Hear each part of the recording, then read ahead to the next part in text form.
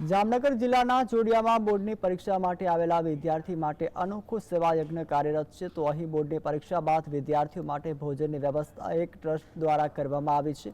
જોડિયામાં બોર્ડની પરીક્ષામાં સેન્ટર આસપાસના 50 જેટલા ગામના વિદ્યાર્થીઓ પરીક્ષા દેવા આવે છે। મોટી સંખ્યામાં બહાર ગામથી આવતા આ વિદ્યાર્થીઓ માટે જોડિયા જેવા નાના શહેરમાં સારી હોટલ નથી, સાથે જ રોજે રોજ વિદ્યાર્થીઓને પૈસા ખર્ચી જમવું પોસાતું તેમ હોતું નથી। પરીક્ષા માટે અપડાઉન કરવા આ વિદ્યાર્થીઓ મોડી સાંજ સુધી પોતાના ઘરે પહોંચતા હોય છે।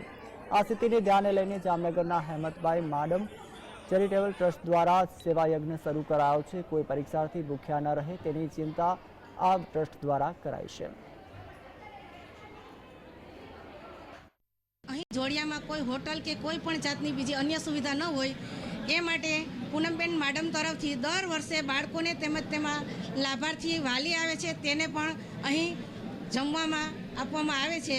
ખૂબ સરસ રીતે આ આયોજન કરવામાં આવે છે દર વર્ષે।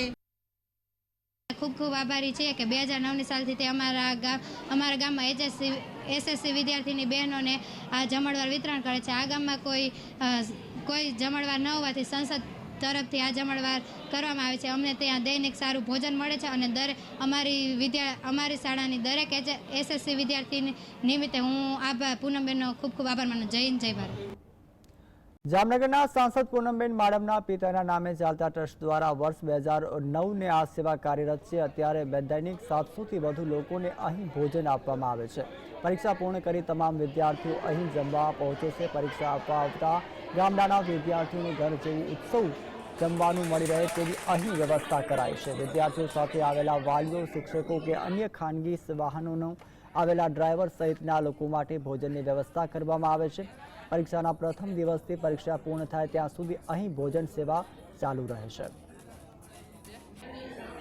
જમણવારની વ્યવસ્થા એટલે કરવામાં આવે છે કે તાલુકો ખૂબ મોટો છે અને જોડિયામાં આ બધા બાળકો પરીક્ષા પછી જમી શકે એવી વ્યવસ્થા નથી અને અલગ અલગ જગ્યાએ જવું અને બધું થોડું અઘરું પડે અને પોતાના ગામ જ્યાં સુધી પહોંચે ત્યાં સુધી લગભગ સાંજ થઈ જાય।